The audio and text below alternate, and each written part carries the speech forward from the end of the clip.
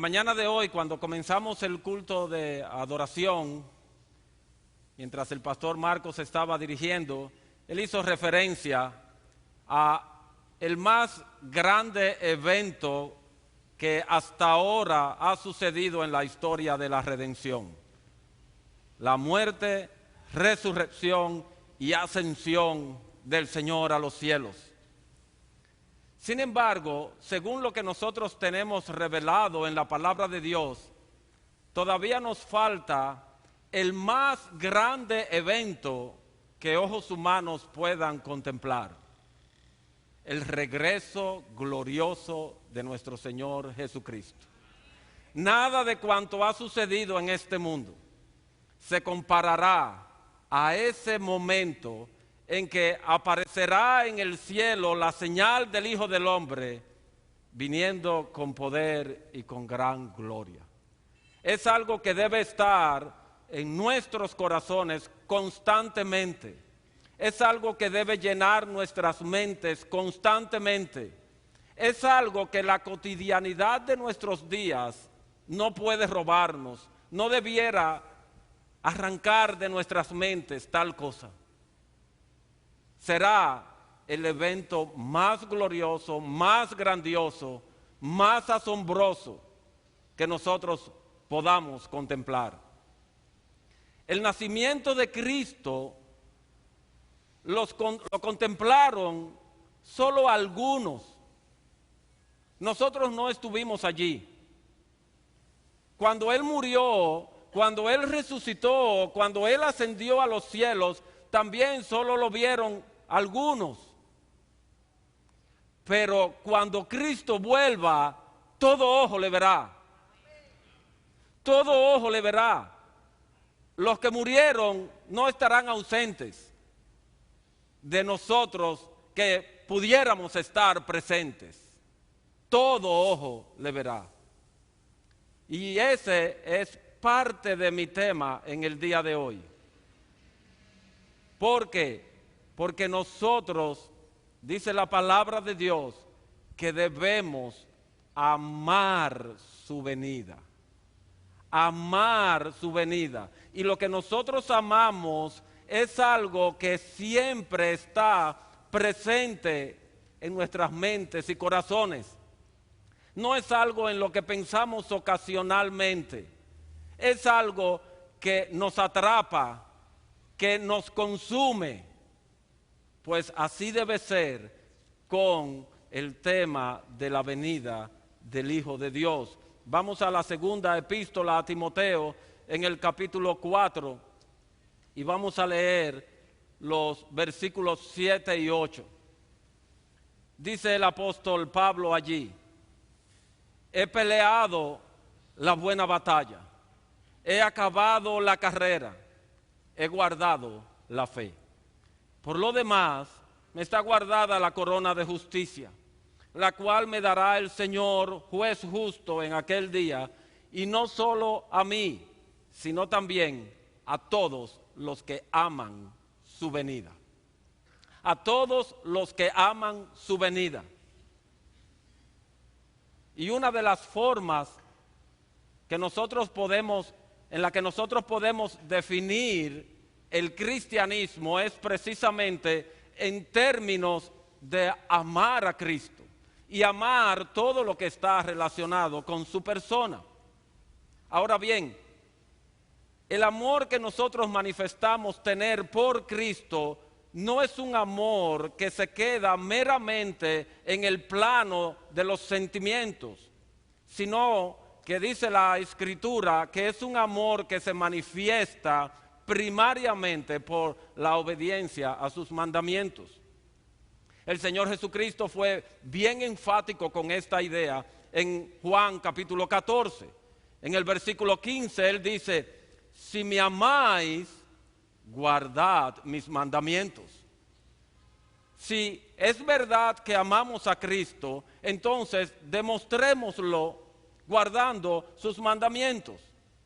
Y en el versículo 21 Él agrega: el que tiene mis mandamientos y los guarda, ese es el que me ama. Ese y no otro es el que me ama. el que recibe mi palabra, la atesora en su corazón y la pone por obra, ese es el que me ama. Y en el versículo 23, él concluye diciendo, el que me ama, mi palabra guardará. Pero en adición a esto, el amor por Jesús nos debe impulsar a desear y permanecer en su compañía. Si realmente nosotros le amamos, no nos vamos a conformar con un encuentro fugaz, con algo pasajero en nuestras vidas. No, nosotros queremos estar permanentemente y constantemente al lado de Él, en presencia de Él, si en verdad le amamos. Por eso es que Él debe estar presente en cada momento, en cada instante de nuestra cotidianidad, día a día. Hoy es el día del Señor y nosotros procuramos guardar ese espíritu de estar constantemente en su presencia, en su compañía, alabándole, leyendo su palabra, orando. Pero todos los días son del Señor, todos los días yo debo desear estar en su compañía. Todos los días. Al menos es de esa manera que el mismo Señor muestra su amor por nosotros. Oigan lo que Él dice.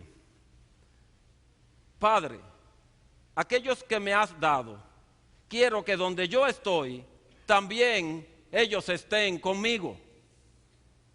El Señor Jesucristo quiere que aquellos por quienes Él dio su vida, aquellos por quienes Él no estimó el ser igual a Dios, existir en forma de Dios, sino que se despojó y tomó forma de siervo y murió en la cruz. Él quiere que por esos, por nosotros, que estemos con Él todo el tiempo. Donde yo estoy, yo quiero que ellos estén conmigo. En otra ocasión añadió, en la casa de mi Padre muchas moradas hay. Si así no fuera, yo os lo hubiera dicho. Voy pues a preparar lugar para vosotros. Y si me fuere y os preparare lugar, vendré otra vez. Esa es nuestra gloriosa esperanza de que Él vuelve otra vez. ¿Para qué? Para tomarnos a nosotros para sí mismo, para que donde yo estoy, vosotros también estéis. Ahora, si ustedes se fijan, todo eso es en el futuro. Todo esto, todo lo que el Señor ha dicho aquí es en el futuro, para que donde yo estoy, también ellos estén. Pero en el Evangelio de Mateo, en la parte final de la gran comisión, Cristo añade algo que no es en el futuro, que es ahora, permanentemente a través de todas las generaciones. He aquí yo estoy con vosotros todos los días, hasta el fin del siglo, hasta el fin de los siglos, hasta el fin del mundo. De manera, hermanos, que una prueba indubitable del amor por Jesús es el anhelo ferviente de estar en compañía de Él. Nosotros debemos amar su venida, debemos ejercitarnos en eso. Eso no es natural en nosotros. Nosotros tenemos que disponer nuestros corazones para amar su venida. Pablo, en la despedida de su primera carta a los Corintios, dice, el que no amare al Señor Jesucristo sea anatema. Pero él no lo dejó hasta ahí. Él añadió otra oración que dice, el Señor viene. Entonces él toma dos conceptos, dos elementos y los une. Él toma el amor a Cristo y lo conecta con su venida. Con su venida. Y Él nos dice que el que no anhela con fervor la venida de Jesús, no le ama. De manera que yo demuestro mi amor a Cristo guardando sus mandamientos, pero también amando su venida. El que no ama a Jesús, dice Pablo aquí, es maldito. ¿Saben por qué? Porque es una maldición estar separados de Cristo. Yo diría que la más grande de las maldiciones. Y es por eso que aquí En el versículo 8 de 2 Timoteo 4, Pablo se refiere a los cristianos como aquellos que amamos su venida. Si algo nos caracteriza es que amamos su venida. Los que amamos su venida le pedimos con ansias que vuelva. Y unimos nuestras voces a la del apóstol Juan cuando dice, sí, ven Señor Jesús. Los que amamos su venida, los que esperamos con ansias, aguardamos y apresuramos la venida del día de Dios. Los que le amamos, anhelamos la manifestación gloriosa de nuestro gran Dios y Salvador Jesucristo. Pero también los que le amamos, procuramos distraernos lo menos posible con las cosas de este mundo para no perderlo de vista, para que no se nos escape, para que no nos pase como a Pedro, que quitó su mirada del Señor y se hundió. No, nosotros queremos tenerlo siempre delante de nosotros. Aquí, en este mundo de pecado, mi hombre interior es libre en Cristo. Pero al mismo tiempo nosotros sabemos que hay otra ley en nuestros miembros que nos lleva cautivo a la ley del pecado. Por eso se supone entonces que nosotros debemos anhelar, aguardar y procurar apresurar el día de su venida. Día en el cual todo mi ser será enteramente libre para adorarlo. No como ahora que tenemos que reunir todas las moléculas de piedad que hay en nuestro ser y de fe para poder unir nuestras mentes con nuestros labios y nuestras acciones.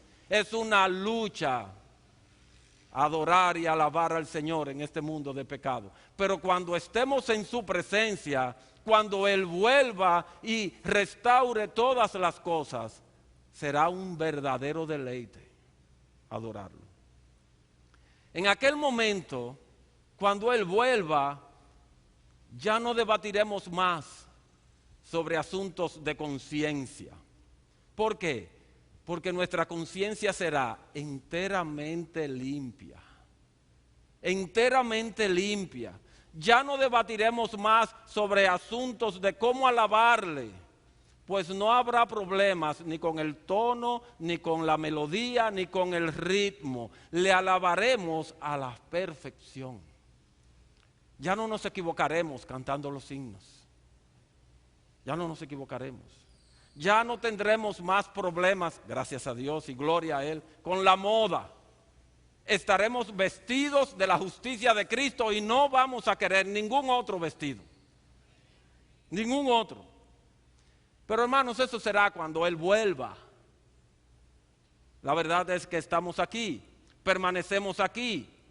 Y hay al menos en nuestro texto 3 cosas que están por delante de nosotros y en las que nosotros debemos ocuparnos y que a su vez también nos servirán de señal para saber si estamos amando su venida. Pero si no hay evidencia palpable y tangible en nosotros de esas marcas, tampoco es para que nos desesperemos. Porque podemos, con la ayuda de su Espíritu y por su gracia, comenzar a hacerlo. Él dice que Él ha peleado la buena batalla. O sea, hay una buena batalla que nosotros tenemos que pelear. Hay una carrera que nosotros tenemos que correr y terminar. Y hay una fe, hay una confianza que nosotros tenemos que guardar, en la cual tenemos que mantenernos, para que estemos seguros de que estamos amando su venida. Ahora bien, hermanos, no perdamos de vista que es el anhelo por Él, el combustible, el carburante que impulsará el motor de nuestras vidas para que peleemos, para que corramos y para que guardemos la fe. Es ese anhelo. Eso, el correr la carrera, el batallar, el guardar la fe, brota de mi amor por Él.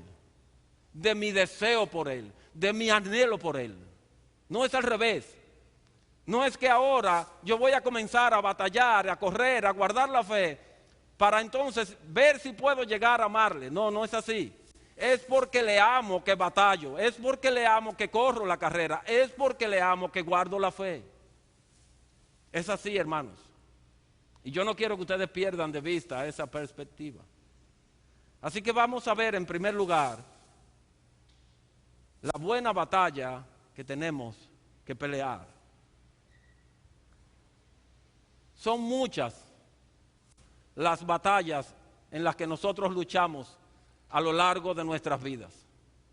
Pero hay una sola a la cual la palabra de Dios le pone el calificativo de la buena batalla. Puedo desistir de luchar cualquier otra batalla, pero no puedo dejar de luchar por alcanzar aquello por lo cual fui también alcanzado por Cristo. Esa batalla yo no puedo dejar de librarla, yo no puedo dejar de pelearla. Yo puedo dejar la batalla de graduarme de la universidad. Yo puedo dejar la batalla de cualquier otra cosa que yo me haya propuesto en esta vida. Pero esta batalla, hermanos, nosotros no podemos dejar de pelearla. ¿Cuál es la buena batalla a la que se refiere el apóstol Pablo aquí?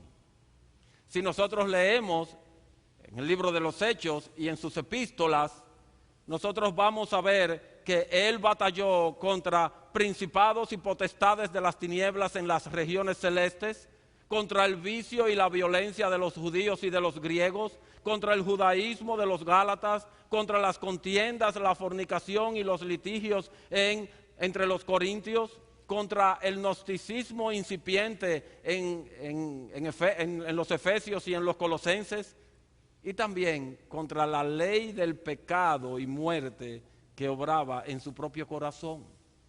Entonces, como nosotros podemos ver, el frente de batalla de Pablo era muy amplio, y el de nosotros también. Y los enemigos eran muy diversos. Ahora, en un solo sermón yo no puedo pretender abarcar todo eso.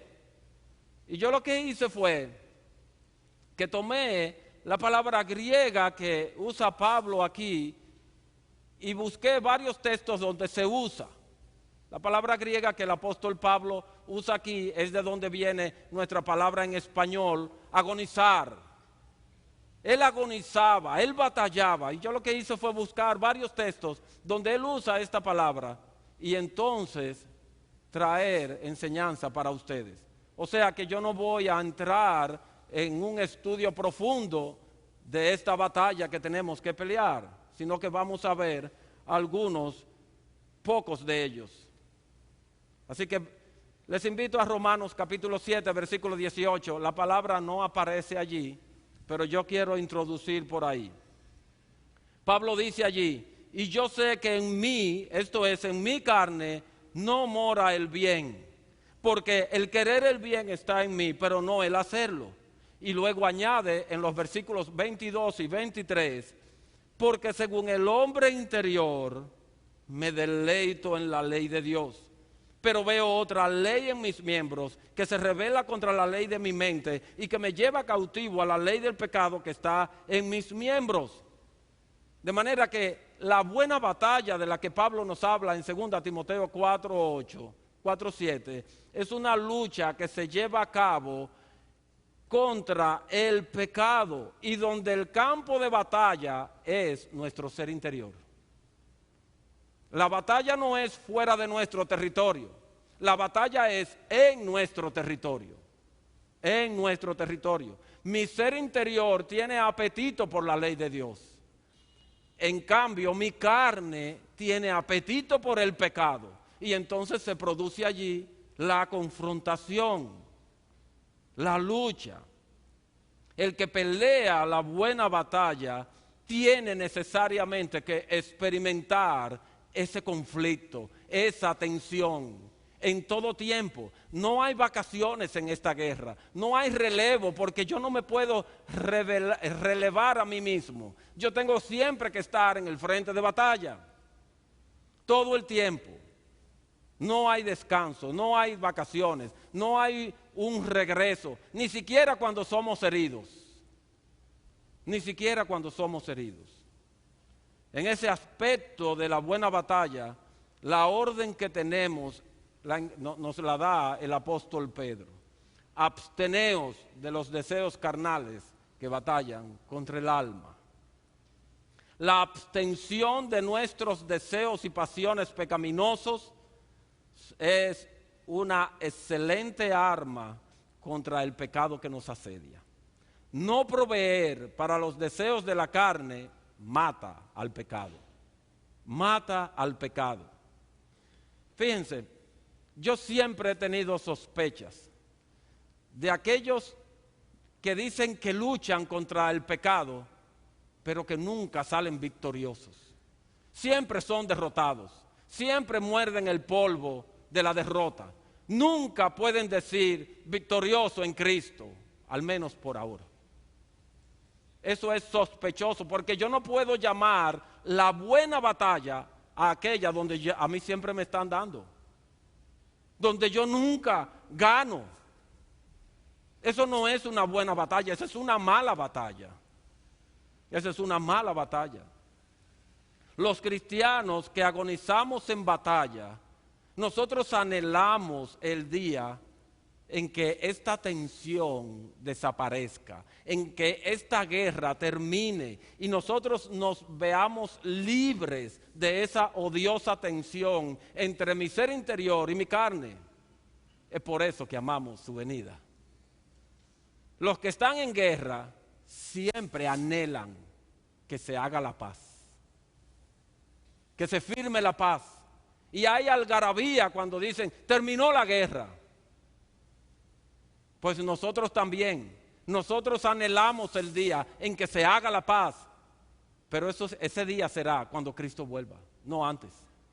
No hay paz aquí contra el pecado. El pecado no tiene, no firma un armisticio, no firma la paz con la santidad. Estamos todo el tiempo en guerra, por eso es que debemos amar su venida. Ahora, nosotros no deseamos esa paz sencillamente para vernos libres del mal que nos rodea. No, sino nosotros deseamos esa paz mayormente para ser librados de nosotros mismos. Para ser librados de nosotros mismos y para poder estar con Él por siempre sin esa tensión entre mi espíritu y mi carne.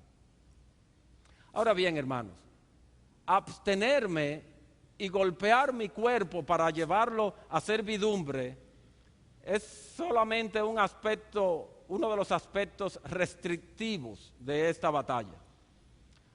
Hay otros aspectos, hay otras facetas de esta guerra que nosotros debemos fomentar. Uno de ellos lo encontramos en la primera carta a Timoteo, capítulo 4, en los versículos 7 al 10, y me voy a permitir leerlo de la Biblia de las Américas. Primera Timoteo, capítulo 4, versículos 7 al 10.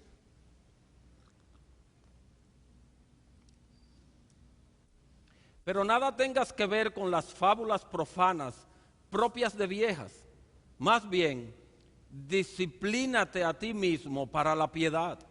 Porque el ejercicio físico aprovecha poco, pero la piedad es provechosa para todo, pues tiene promesa para la vida presente y también para la futura. Palabra fiel es esta y digna de ser aceptada por todos. Porque por esto trabajamos y nos esforzamos, batallamos, agonizamos, esa es la palabra. Porque hemos puesto nuestra esperanza en el Dios vivo, que es el Salvador de todos los hombres, especialmente de los creyentes. Como buenos soldados de Jesús, nosotros debemos estar debidamente entrenados para pelear la buena batalla.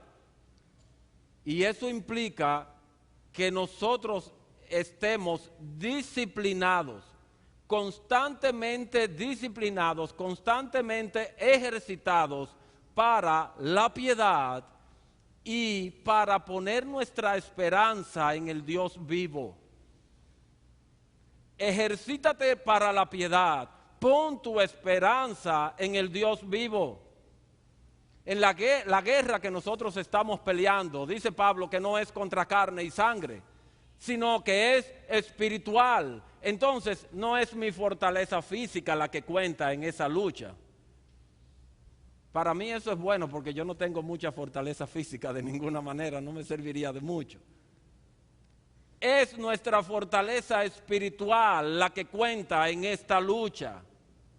Entonces nosotros debemos estar ejercitados en la piedad y ejercitados en la esperanza que es en Cristo Jesús. Ahora, ¿qué es la piedad?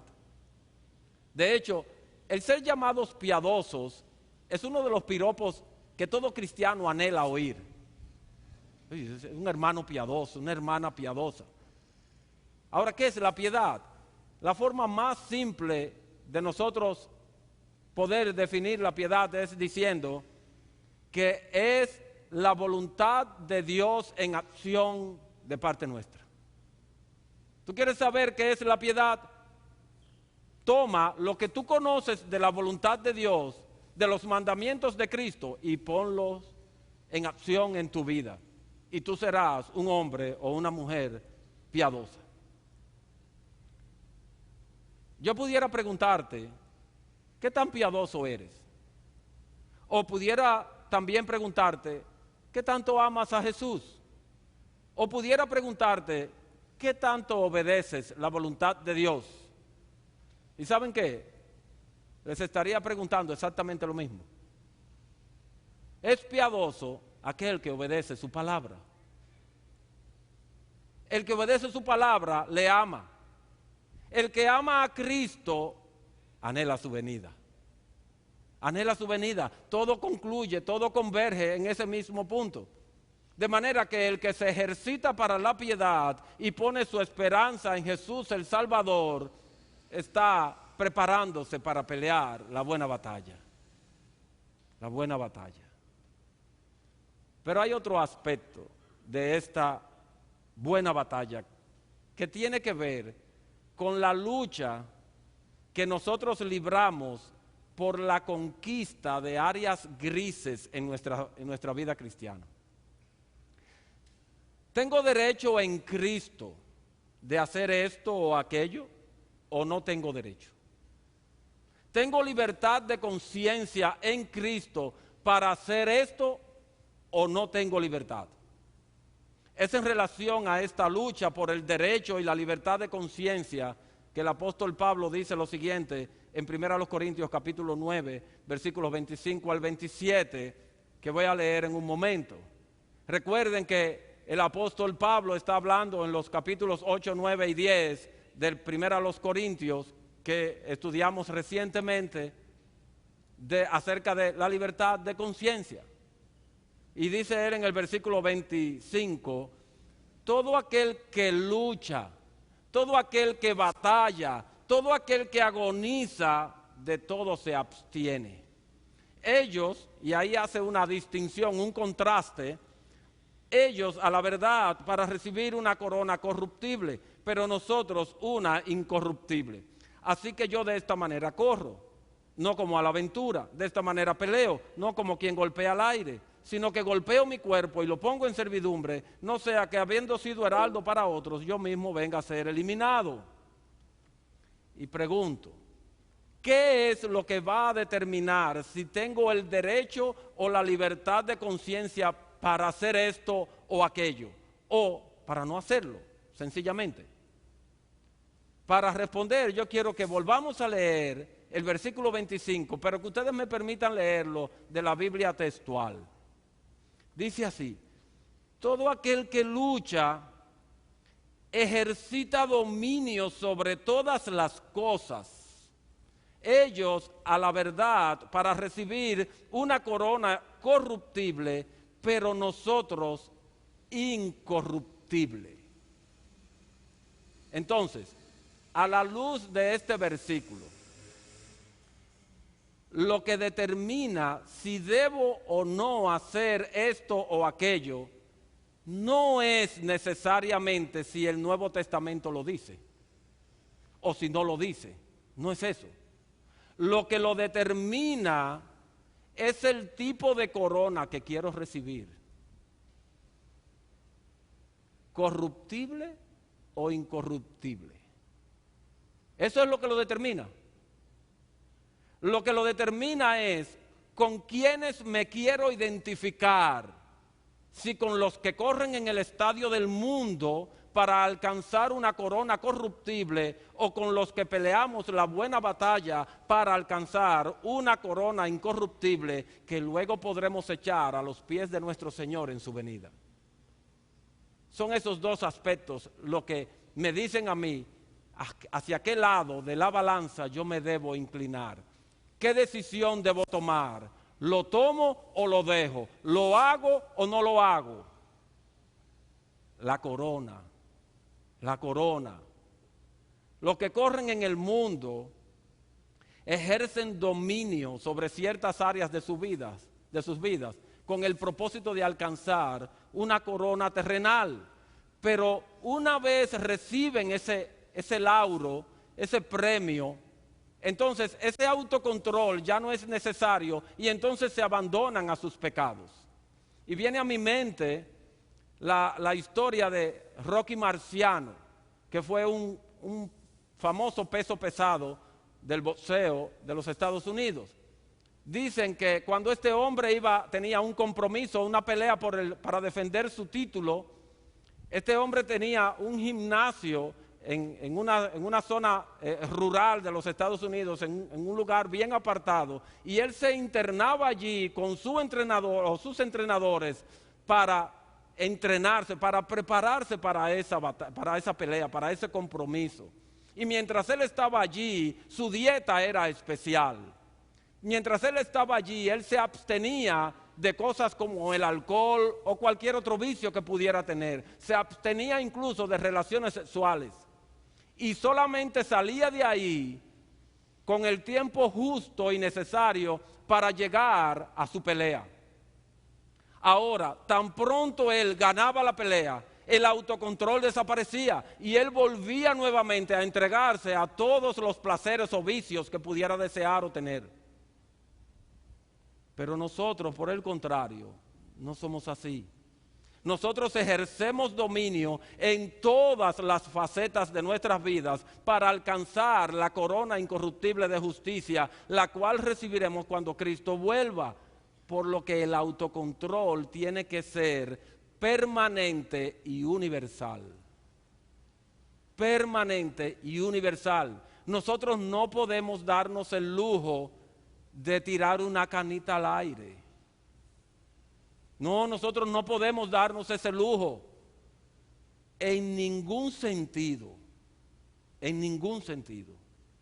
Entonces, hermanos, evalúen ustedes cada derecho que ustedes no están dispuestos a negarse.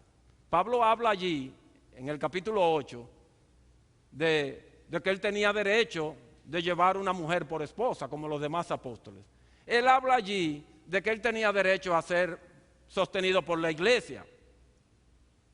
Y de paso, noten que cuando nosotros hablamos de libertad, yo creo que el primer pensamiento que acude a nuestras mentes es lo que puedo hacer y no necesariamente en lo que debo abstenerme. Y es precisamente de eso que Pablo está hablando. Yo tengo derecho de ciertas cosas, yo tengo libertad para otras, sin embargo yo me abstengo de eso. Entonces piensa en esos derechos que tú entiendes que tienes y que no estás dispuesto a negociar. Piensa en esas cosas en las que tú entiendes que tienes libertad y que no estás dispuesto a negarte. Y determina si lo que tú vas a alcanzar, ejerciendo ese derecho, ejerciendo esa libertad, es una corona corruptible o incorruptible. Eso es todo. Si es algo que será para tu propio deleite o para el deleite de aquel que murió, resucitó y viene por ti, entonces no hay problema. Si es algo para tu propio deleite, abstente. Si es algo que tú puedes hacer para aquel que murió, resucitó y ascendió a los cielos y promete volver por ti, entonces no hay ningún problema, hazlo. Hazlo. Si tú estás peleando por cosas corruptibles, tú no estás peleando la buena batalla. Tampoco estás amando a Cristo, su venida.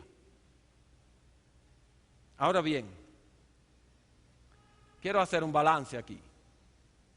La incorruptibilidad de la corona que nosotros recibiremos no depende de nosotros. Depende de la gracia de Cristo. Ese es el mensaje del Evangelio. Y yo creo que todos nosotros estamos bien conscientes de eso. No obstante, es el considerar la maravilla de esa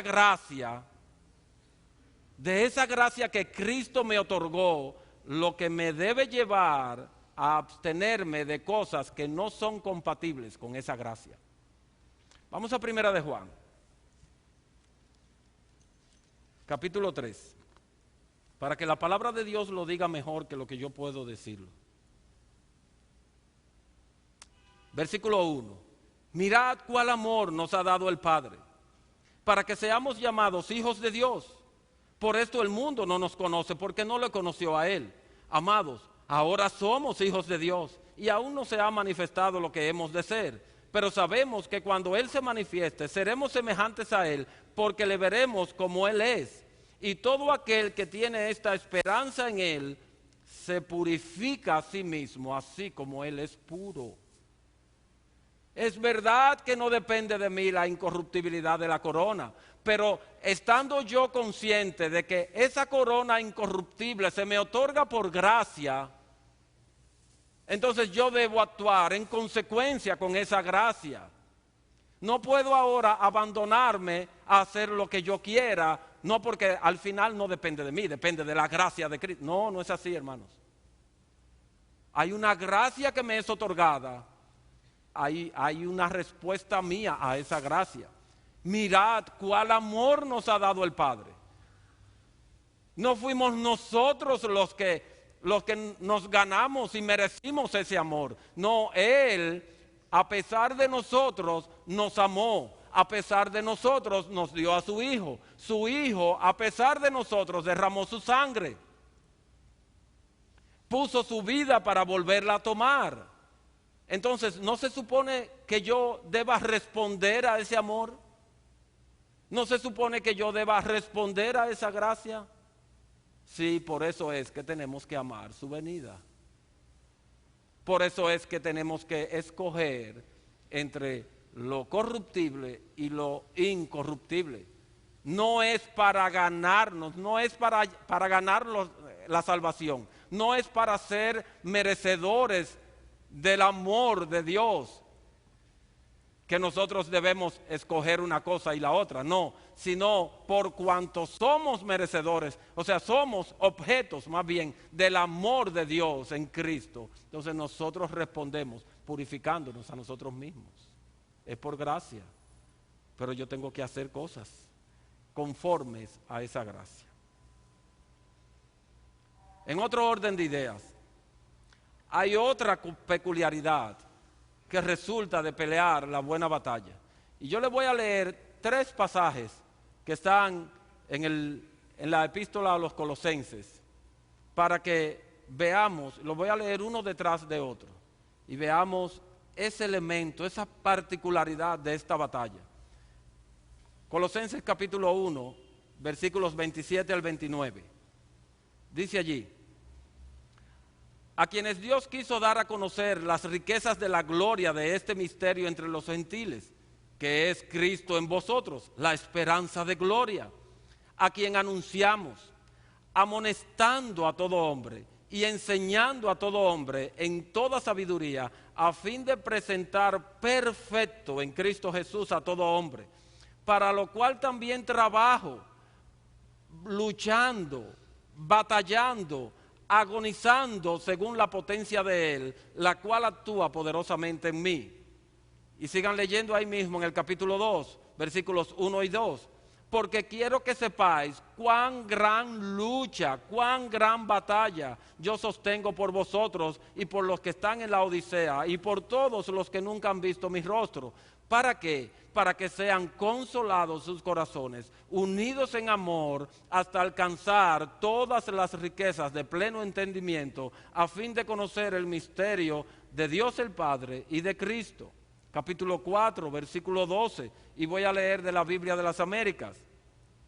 Epafras, que es uno de vosotros, siervo de Jesucristo, os envía saludos, siempre esforzándose, siempre batallando intensamente a favor vuestro en sus oraciones, para que estéis firmes, perfectos y completamente seguros en toda la voluntad de Dios.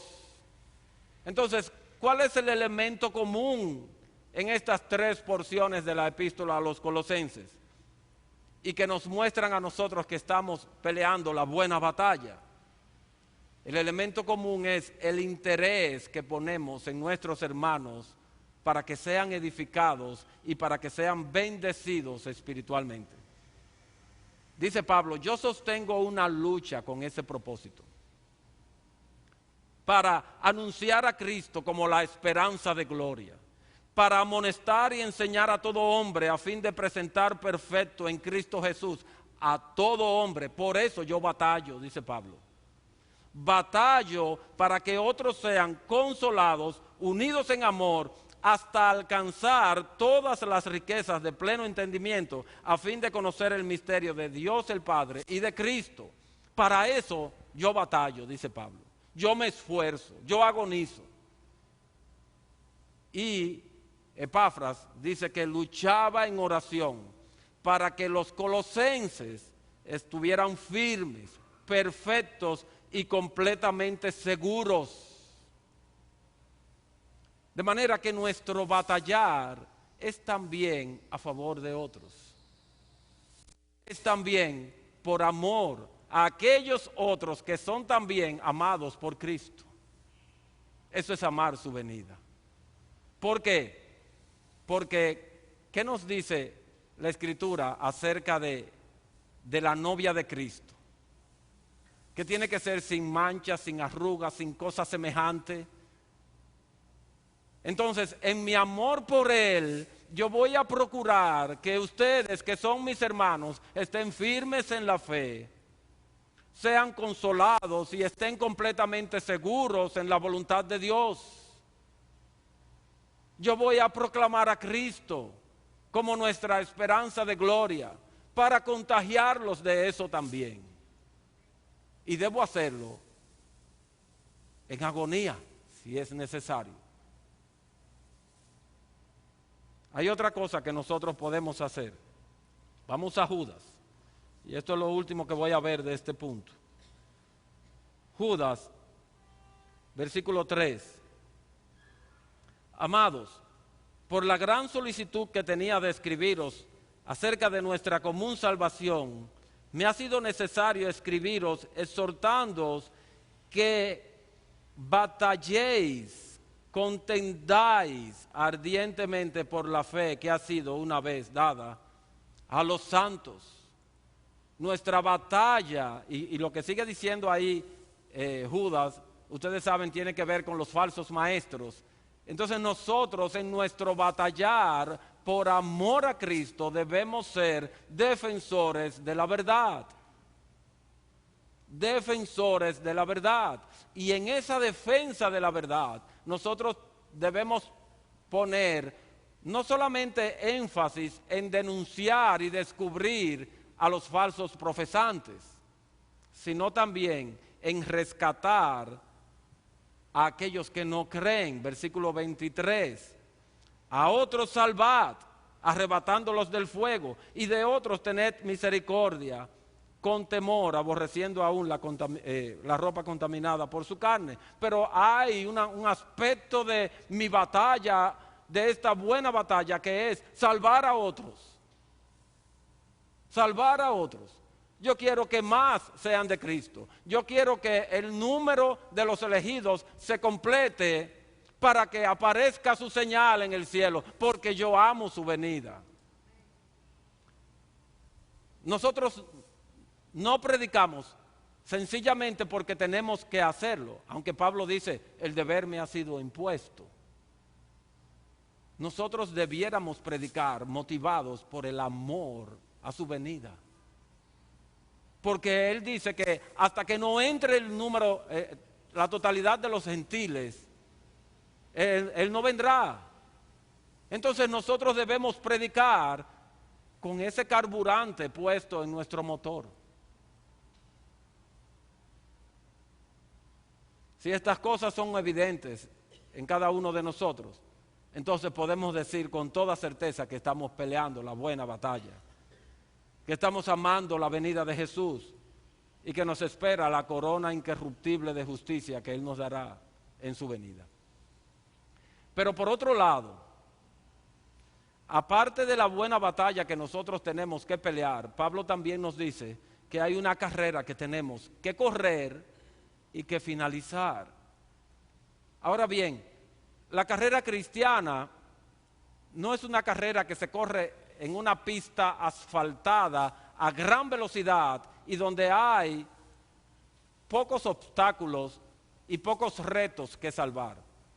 No, la carrera cristiana es más parecida a un rally, donde hay distintos terrenos en que los corredores se enfrentan, a los que los corredores se enfrentan, y diversos y variados obstáculos que tenemos que salvar. Hay montañas que tenemos que subir, hay lugares donde no hay pavimento y hay muchos hoyos, hay ríos que tenemos que vadear. Es así la carrera cristiana. Y cada curva del camino representa un reto enorme porque nosotros no sabemos lo que hay después de la curva. Es así la carrera cristiana. Todo el trayecto representa un gran reto y nosotros debemos estar bien atentos a cada accidente del terreno. Hay muchos peligros allí encerrados. El Señor Jesucristo en Mateo 10, Él comienza a darle instrucciones a sus discípulos acerca de lo que les espera. Él tomó 10 de sus discípulos para que estuvieran siempre con Él y para enviarlos a predicar. Y cuando Él va a enviarlos a predicar, Él les da ciertas instrucciones. Y lo primero que Él le dice es, yo os envío como ovejas en medio de lobos. Es un trayecto que tú vas a tomar, es una carrera que tú vas a iniciar, que está llena de lobos. Y tú, mi querida ovejita de patas cortas, que no puedes correr mucho, tú tienes que correr por ahí. Qué linda invitación. Qué bueno. Nosotros vamos a muchos sitios a predicar, pero nosotros no vemos lobos por el camino. Pero Cristo nos llamó a eso. Nos llamó a correr una carrera que está plagada de lobos. ¿Y ustedes saben con qué Él terminó? Encima de que tengo que correr por un camino accidentado, lleno de peligros, encima de eso tengo que hacerlo cargando una cruz. Tome su cruz cada día y venga en pos de mí. Más problemas todavía. Y en el medio, Él dice, los entregarán a los concilios y en las sinagogas les azotarán, serán llevados ante las autoridades por causa de mi nombre y serán azotados. El Padre entregará al Hijo, el Hijo entregará al Padre y los enemigos del hombre serán los de su casa. Eso es lo que nos espera a nosotros. Y cuando nosotros vamos al libro de los Hechos y cuando leemos las epístolas de Pablo, nos damos cuenta de que el Señor no exageró. Y cuando nosotros leemos la historia de la iglesia, pasada y presente, nosotros vemos que el Señor no exageró. El hecho de que nosotros estemos aquí gozando de un clima de paz, donde podemos predicar el Evangelio y no ver los lobos, no quiere decir que todos los cristianos en todo lugar están igual que nosotros. Nosotros sabemos, porque hemos estudiado la historia de la iglesia, cómo ha sido en el pasado y cómo es en el presente, en lugares como los países islámicos, en lugares como el sur de México, donde los cristianos son perseguidos y aplastados. Sí, ellos están corriendo una carrera en medio de lobos. Vamos a 2 Corintios, capítulo 11.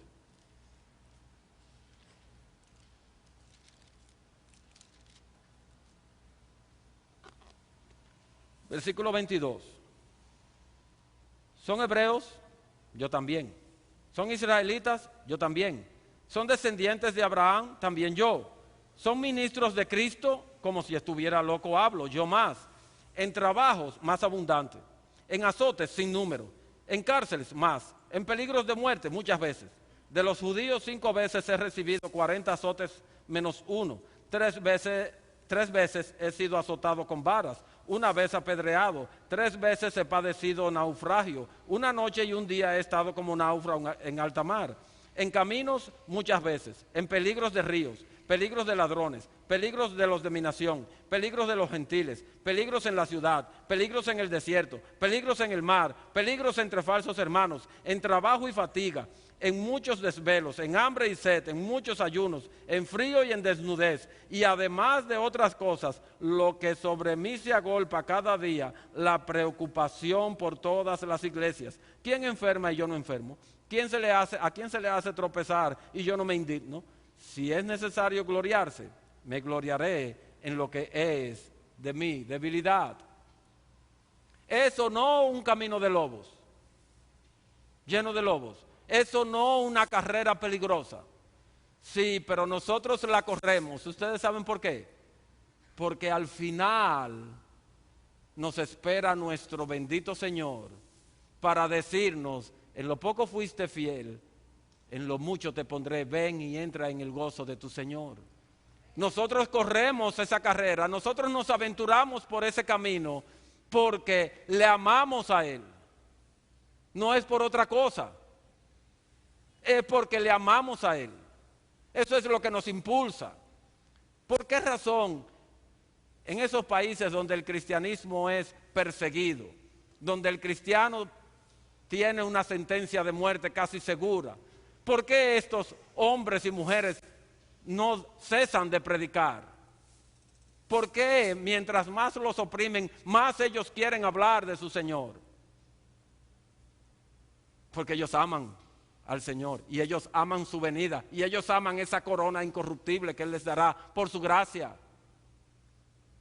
Es eso lo que debe impulsarnos a nosotros también, que aunque no tenemos el peligro que ellos experimentan, eso debiera movernos a ser más osados, más atrevidos por causa de Cristo. Pero no nos atrevemos. No lo hacemos así. Yo viajo con mucha frecuencia a La Vega, ustedes lo saben. Y a mí se me aprieta el corazón en la guagua, queriendo pararme para predicarle a esa gente que están cautivas ahí a mi merced. Lo hice un día y casi me morí. Pero nosotros debiéramos ser más atrevidos. ¿Por qué? Porque amamos a Cristo. Debiéramos manifestarlo de esa manera. ¿Cómo sabemos que estamos corriendo la carrera correcta? El Señor nos da la respuesta en Mateo 10, precisamente, en el versículo 22. Él dice, y seréis aborrecidos de todos por causa de mi nombre, mas el que persevere hasta el fin, éste será salvo. Estamos corriendo la carrera correcta porque perseveramos, porque no nos paramos de correr. No nos paramos de correr. Cuando yo era niño, mi mamá me llevaba a la calle del Sol en Santiago a ver tiendas por la noche. Y llegaba un momento donde yo me cansaba y me aplastaba. Y no había forma. Mi mamá, por más que ella hacía, no había forma. Hasta que ella no me cargaba, no nos íbamos de ahí. Pues nosotros no estamos llamados a cansarnos. ¿Por qué? Porque nosotros tenemos un Dios que ha prometido darnos nuevas fuerzas. Y Él ha puesto de su amor en nosotros para que nosotros le amemos. Y para que ese amor nos impulse. No nos quedamos caídos en el camino.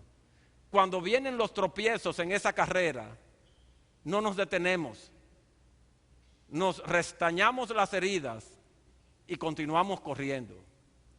Puede que de cierta clase de golpes nos resintamos un poco y corramos más despacio, pero no nos paramos.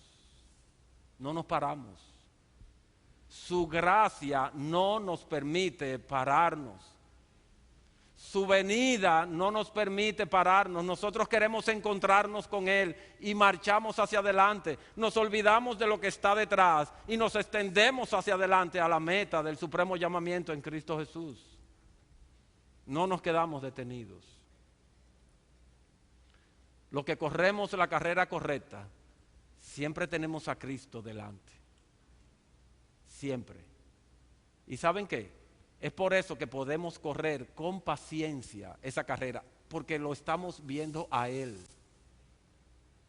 Si quitamos los ojos de Él, desmayamos. Desmayamos.